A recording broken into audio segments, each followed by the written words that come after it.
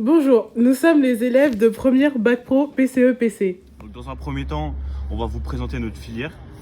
Dans un second temps, on va interviewer un BTS. Dans un troisième temps, on va interviewer un professionnel qui était dans notre filière. Notre formation est polyvalente et pluridisciplinaire. En atelier, on acquiert différentes compétences, donc en génie chimique et en maintenance industrielle. Grâce à ces compétences telles que la rigueur, l'organisation et le travail en équipe, on peut travailler dans des domaines divers et variés. Comme l'industrie de la chimie, le traitement de l'eau, l'énergie et le domaine de la cosmétique.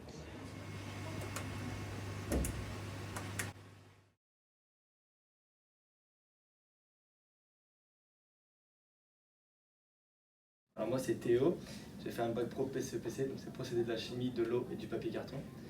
Et là actuellement je suis en BTS pilotage des procédés à Saint-Félix. Comment avez-vous découvert la formation pilotage des procédés?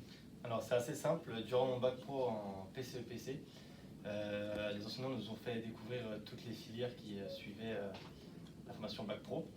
Et du coup moi j'ai pris connaissance de la filière du BTS pilotage des procédés, et celle qui m'a le plus intéressé entre guillemets pour la suite de mes études. Et du coup j'ai choisi celle-ci. Et comment s'organise l'alternance entre les cours et l'entreprise? Alors c'est un rythme assez chargé quand même, parce que du coup faut se rappeler de tout ce qu'on a fait la session dernière à l'école entre guillemets. Donc vu que c'est des créneaux, c'est séparé entre 2 semaines et 2 semaines en moyenne, mais on peut faire des fois 3 semaines, 2 semaines.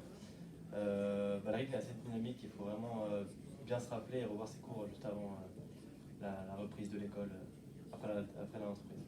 Avez-vous des difficultés à trouver une entreprise d'accueil?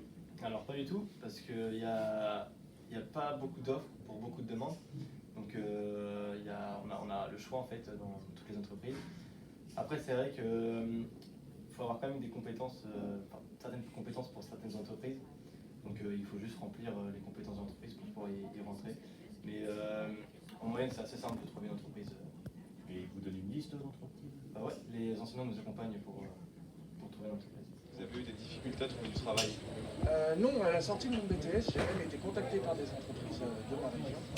Donc, ma formation m'ayant apporté pas mal de connaissances en tant que chimie que management, j'ai été recruté à un poste de responsable de ligne.